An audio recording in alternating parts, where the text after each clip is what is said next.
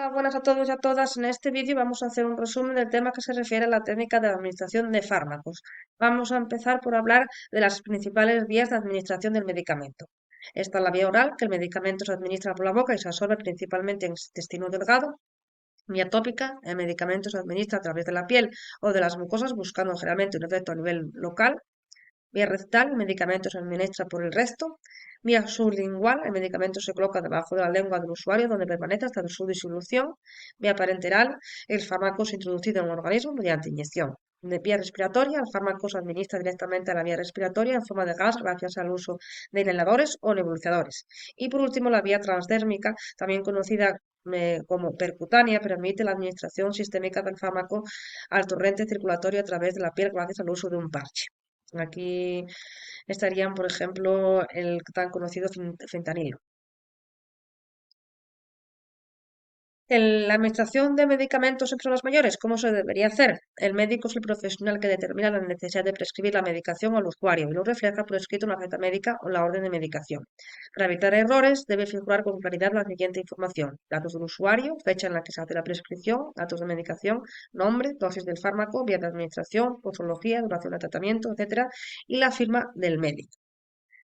¿Qué normas debemos seguir a la hora de administración de un medicamento? Identificar al usuario, explicar el procedimiento, comprobando de nuevo qué fármaco se le corresponde, colocar al usuario en la posición adecuada en función del medicamento que se vaya a administrar, administrar el medicamento por la vía indicada, observar las reacciones del usuario después de la administración, anotar la hoja de registro de la medicación, hoja, nombre del fármaco, vía, dosis y cualquier tipo de observación realizada. Y por último, si se produce algún error, debe comunicarse inmediatamente para evitar el riesgo que pueda suponer para la salud o la vida del usuario.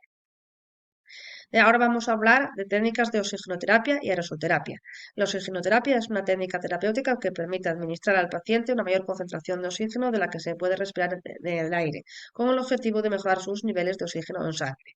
Con la oxigenoterapia se consigue aumentar la concentración de oxígeno por encima del 21%, cantidad de oxígeno aproximada que hay en el aire atmosférico.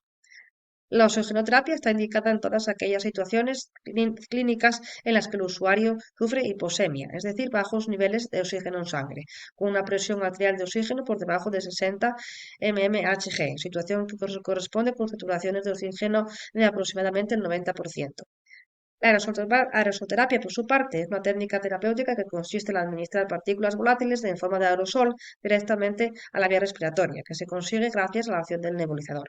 La terapia con aerosoles está indicada en todos aquellos casos en que tengan patología respiratoria y el tratamiento por vía respiratoria sea posible. ¿Cuál es la técnica para aplicar oxigenoterapia a través de gafas nasales? Pues el siguiente. En primer lugar, lavarse las manos, ponerse los guantes e informar al usuario de lo que va a hacer. Elevar el cabecero de la cama a la posición de Fowler si no existe ninguna contraindicación. Comprobar la permeabilidad de las vías aéreas y la coloración de la piel y mucosas. Conectar el caudalímetro a la fuente de oxígeno. Conectar el humidificador. Conectar las gafas nasales al usuario y después al humidificador. Comprobar que los extremos de las gafas nasales siguen la curvatura de la nariz. Pasar el tubo por encima y por detrás de las orejas y deslizar el ajustador hasta que quede por debajo de la barbilla. Abrir el oxígeno y regular el cada litros por minuto prescrito, que normalmente es entre 2 y 5 litros por minuto. Asegurarnos de que burbujea el agua del humidificador y despedirnos del usuario y apuntar cualquier circunstancia que haya pasado. Las técnicas de oxigenoterapia con mascarilla, pues son las siguientes: lavarse las manos, como siempre, elevar el cabecero hasta la posición de Fowler si no existe una contraindicación, comprobar la coloración de piel y mucosas, conectar el codonímetro a la fuente de oxígeno, conectar el humidificador, conectar la regadera a la mascarilla y al humidificador, colocar la mascarilla al usuario, adaptando la banda de aluminio maleable sobre la fuente de la nariz del usuario, ajustar la banda elástica alrededor de la cabeza, encima de las orejas para que la mascarilla quede firmemente ajustada, asegurarnos de que burbujee el agua del humidificador y despedirnos del usuario y anotar en la hoja de registro la fecha y hora de inicio de la oxigenoterapia, el tipo de suministro utilizado y la concentración de oxígeno. El procedimiento de resoterapia, pues es el siguiente. Como siempre, empezar por lavarse las manos, ponerse los guantes e informar al usuario de lo que vamos a hacer. Elevar el cabecero de la cama o sentarlo en la posición de Fowler. Medir con una jeringa o cuentagotas dosis pautada y dejarla en la cámara del nebulizador. Diluir con solución de suero salino fisiológico según pauta médica. Conectar la mascarilla mediante la largadera de conexión a la fuente de oxígeno o aire medicinal. Abrir el caudalímetro a unos 6-8 litros minuto y comprobar que existe vaporización. Colocar y ajustar la mascarilla al usuario comprobando que sigue nebulizando y pedirle que respire normalmente hasta que se agote la dosis, unos 15-20 minutos. Se observa que ha finalizado porque no sale nebulización y retirar el sistema y registrar la técnica.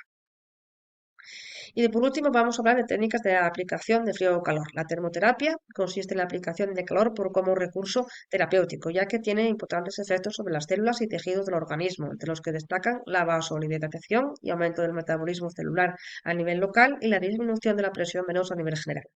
La crioterapia, por su parte, consiste en la aplicación del frío como recurso terapéutico y basa su acción en la reducción de la temperatura, con efectos antiinflamatorios y analgésicos principalmente.